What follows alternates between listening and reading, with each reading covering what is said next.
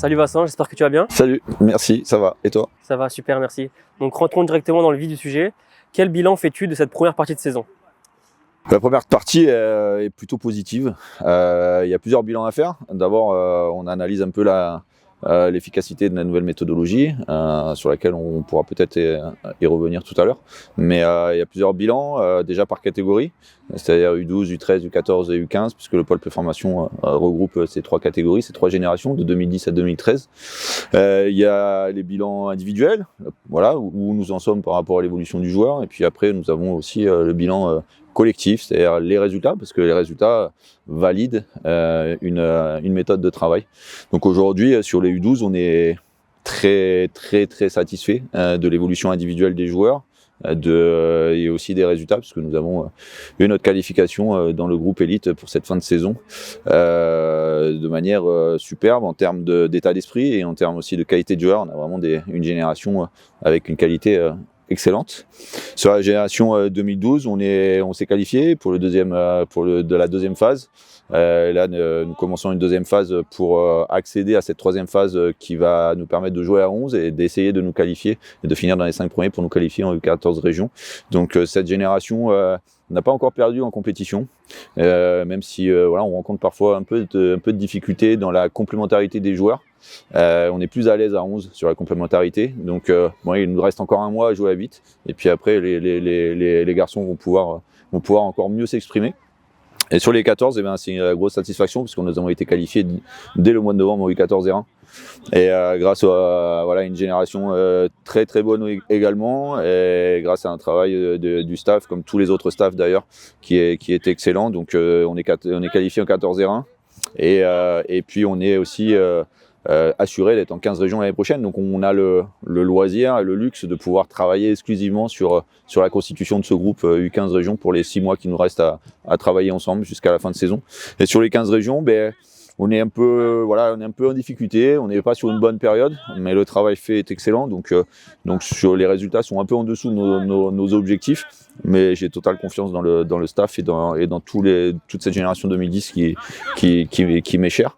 Donc ça, c'est le bilan collectif. Après, le bilan de l'acceptation et de l'assimilation de la nouvelle méthodologie, c'est quand même très encourageant parce qu'on a modifié beaucoup de choses et tout le monde a adhéré, que ce soit tous les staffs, que ce soit les joueurs, que ce soit l'environnement des joueurs. Tout le monde a adhéré à cette nouvelle méthodologie. Donc on a des choses qu'on a modifiées, il y a des choses qui seront encore modifiées, mais clairement on est hyper satisfait du climat d'apprentissage qu'on a réussi à instaurer depuis le mois d'août. Je me permets de rebondir sur tes propos. Tu as parlé de nouvelles méthodologies de travail. Est-ce que tu peux nous en dire plus? Nouvelle méthodologie de travail, elle a été mise en place suite à un constat que j'ai fait et que j'ai partagé avec mes différents staffs et tous les staffs du pôle préformation.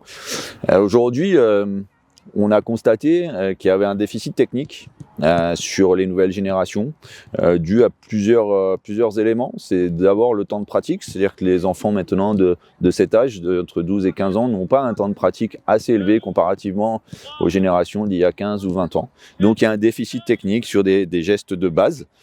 Donc ça, c'est le premier constat. Il y a un déficit aussi sur le volume de course. Aujourd'hui, les tests que nous avons passés en fin de saison dernière étaient très en deçà du minimum requis pour atteindre nos objectifs du plus haut niveau régional, voire du niveau national pour les U17.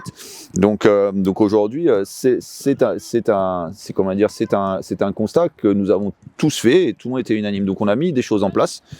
Déjà sur la structure d'une séance. Déjà aujourd'hui, sur 90 minutes de créneau d'entraînement, il faut que les joueurs soient en activité pendant 75 à 80 minutes.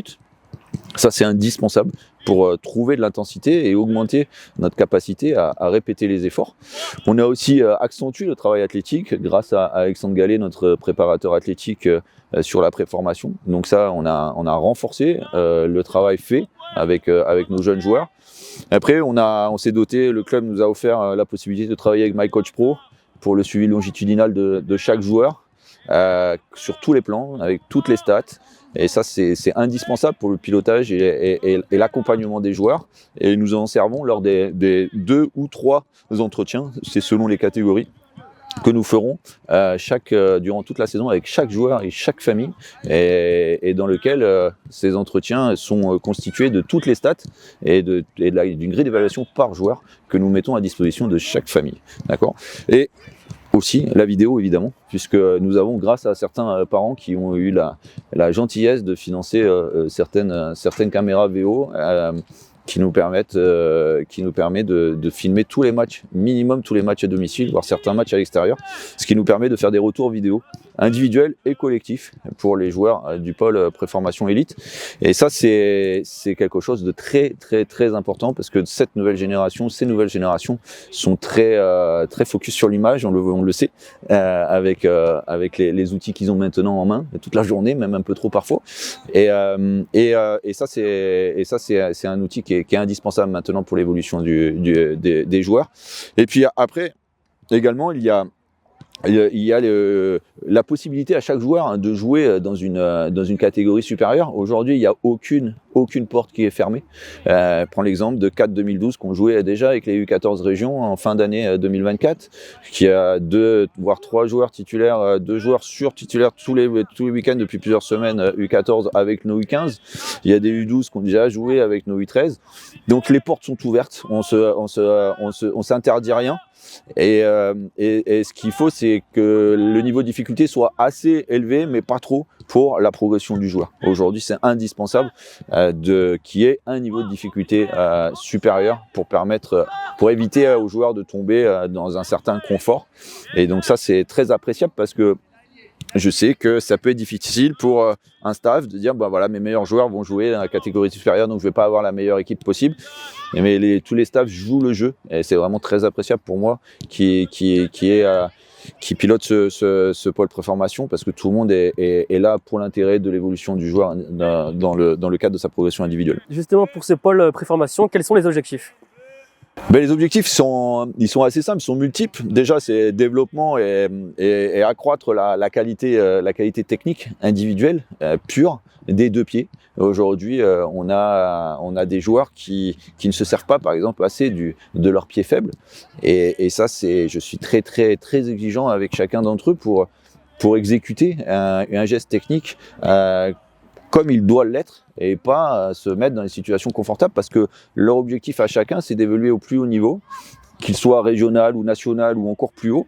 Et quand on joue à un haut niveau, on n'a pas le temps de réfléchir. Donc la qualité technique, le renforcement de la qualité technique est très important, c'est un axe prioritaire. Chaque début de séance est commencé avec du travail de technique sur de l'analytique.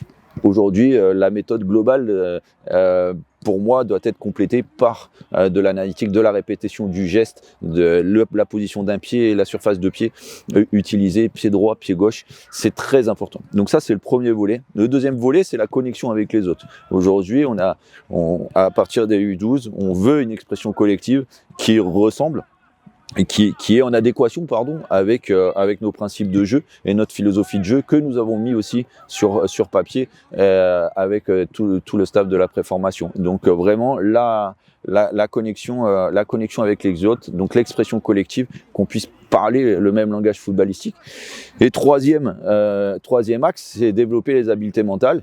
Aujourd'hui, et les habiletés motrices également, parce qu'ils ont un corps qui évolue. À cet âge-là, on est en pleine poussée pour certains. D'autres, ça va arriver plus tard. D'autres, c'est déjà arrivé. Donc il y a une disparité. Donc là, le travail avec le préparateur athlétique est très important. Et après, les habiletés mentales, aujourd'hui, il faut apprendre à ces nouvelles générations à savoir gérer leur frustration, et que le parcours d'un footballeur n'est pas fait, c'est pas une autoroute sans péage.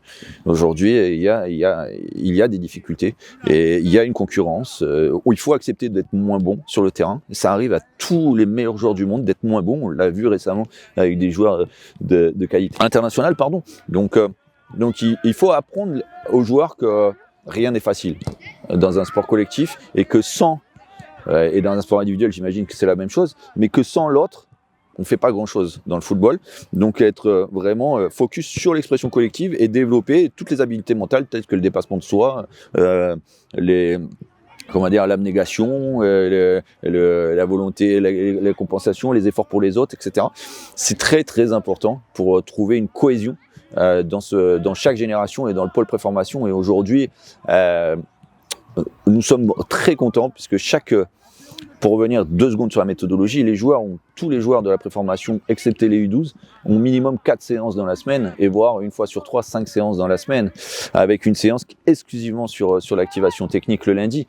Et ça, ils sont tous ensemble, des U12 au U15. Et ça, c'est très important. Tout le monde se connaît, et tous les staffs connaissent n'importe quel joueur. Et ça, c'est très important parce qu'à un moment donné, il y a un discours qui peut être différent, qui peut être moins adapté, plus adapté à tel joueur. Ça permet aux joueurs de pouvoir avoir d'autres staffs avec lui pendant que son staff habituel qu'il aura le week-end ou tout le reste de la semaine. Donc maintenant, je vais te poser une question, c'est quels sont justement ces axes d'amélioration que tu veux pour la suite?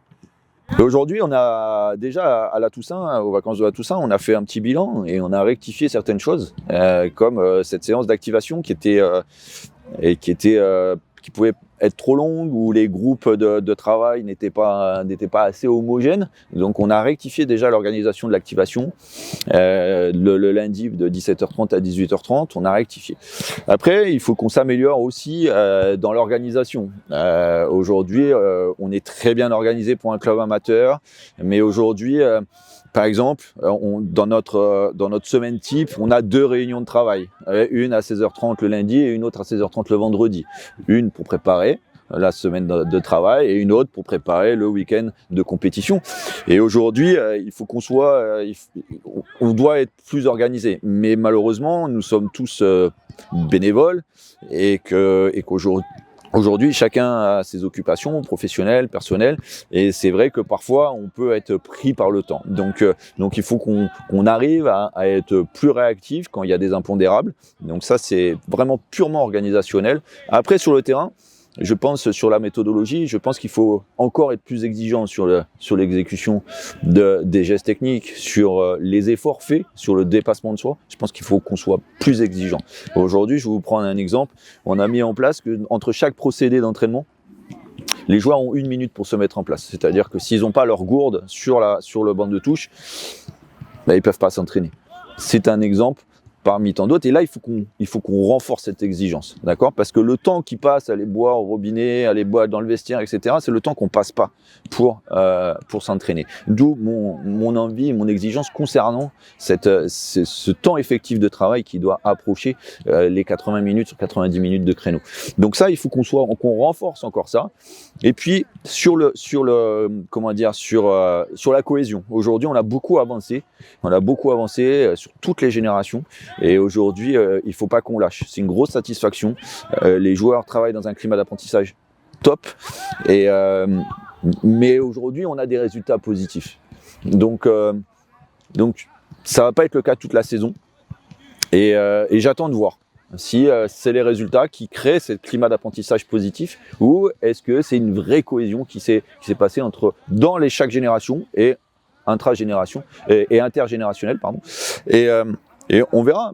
On l'a déjà un peu vu sur les 15 ans. Les 15 ans sont soudés, très solidaires, malgré les nombreuses semaines durant lesquelles on n'a pas gagné. Et c'est déjà un premier indicateur très positif. Donc on est satisfait, mais on reste très vigilant. On sait très bien que construire quelque chose, ça demande du temps, mais ça peut vite se casser la figure en un rien de temps. Donc pour cette nouvelle année 2025, quels sont tes souhaits? Mes souhaits, c'est que chacun soit en bonne santé. Surtout nos jeunes Mouginois, mais toutes les familles qui nous aident à ce que les joueurs soient présents. Je leur souhaite tous mes meilleurs vœux, une bonne année, une bonne santé. C'est très très très important. Après, quand on a ça, on peut travailler, on peut progresser sur le terrain, on peut s'amuser, on peut avoir une vie sociale. Sans la santé, c'est compliqué. Donc moi déjà, je souhaite à tout le monde une bonne santé pour cette année 2025. Et après pour le club et pour notre pôle préformation, je souhaite qu'on avance encore. Et aujourd'hui, c'est le début de quelque chose. Voilà, ça va durer le temps que ça durera. On ne sait jamais dans le football, mais en tout cas, j'ai vraiment envie qu'on continue dans ce sens et qu'on renforce ça et qu'on se rapproche encore plus de ce qui se fait à l'étage supérieur. Ça doit être notre exemple, ça doit être notre modèle, avec nos moyens, en restant humble, en restant à notre place, mais on a un cadre magnifique, un cadre de travail exceptionnel. On a des top joueurs hyper talentueux, on a des staffs hyper investis. Moi aujourd'hui, je suis parfaitement heureux et je souhaite qu'on continue, qu'on renforce notre exigence, notre cadre de travail, nos outils de travail, nos ressources humaines. Voilà, j'ai envie qu'on renforce tout ça, mais on est conscient qu'on pourra pas. Voilà, il y a ce qu'on veut et ce qu'on peut, et il faut trancher et parfois il faut faire des choix. Et enfin, pour terminer, Vincent, que penses-tu de l'évolution de notre football ? Je commence à avancer dans l'âge. Ça fait ma 20e saison où je suis éducateur ou en responsabilité, peu importe l'appellation. Si j'avais pas eu la possibilité de mettre cette nouvelle méthodologie de travail en place, je serais resté chez moi, aller aux champignons quand c'est la saison, ou, voilà, être tranquille, et je serais pas revenu. Parce que ce qui se passe, le climat autour du football est juste délétère, insupportable pour nos jeunes, insupportable pour tous les bénévoles, les dirigeants qui sont dévoués, les dirigeants au club, membres du bureau, de la direction, les dirigeants accompagnateurs d'équipe. Ils sont là pour pour vos enfants aux parents, pour nos enfants globalement, pour nos jeunes footballeurs. Et aujourd'hui, le climat est détestable. Donc aujourd'hui, c'est une satisfaction. Nous, pour le moment, depuis 6 mois, franchement, on est content. Le climat s'est apaisé. Ça nous a demandé beaucoup de pédagogie, beaucoup d'entretien, beaucoup de discussions. Ça me prend beaucoup de temps, mais c'est mon travail. Et aujourd'hui, l'évolution du football, il faut que chacun prenne conscience que ce que tout le monde appelle, moi je ne sais pas ce que ça veut dire, ce que tout le monde appelle le projet Mbappé. Moi, si un projet Mbappé, c'est penser qu'à soi, ça me convient pas.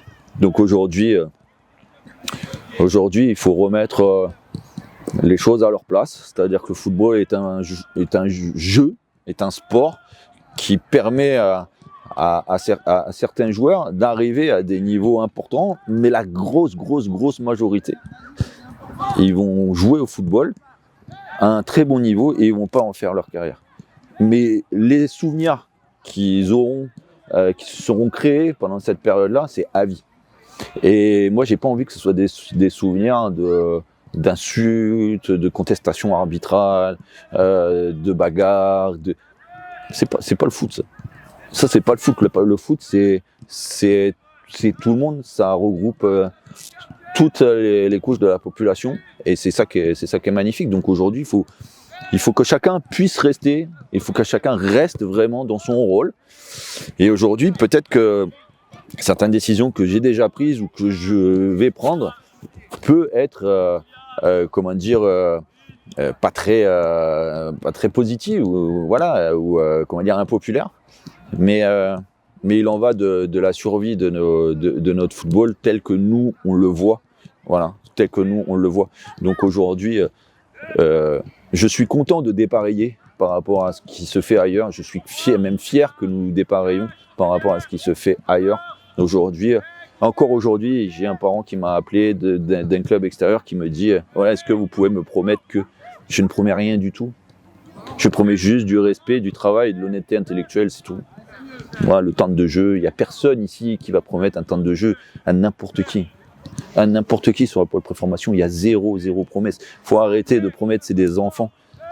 Si on va promettre à des enfants que tu vas jouer tel poste, telle minute, telle 2 minutes, et qu'on ne peut pas assumer, l'enfant perd confiance dans l'autorité, dans l'adulte, et donc pour sa construction, c'est négatif. Donc aujourd'hui, je passe peut-être et nous passons peut-être pour être un peu à part, mais on est plutôt fiers au vu de ce qu'on entend ou de ce qu'on voit. Parfois, on est plutôt fiers d'être différents. Eh bien, merci Vincent pour tes réponses et pour ta disponibilité. Merci à toi.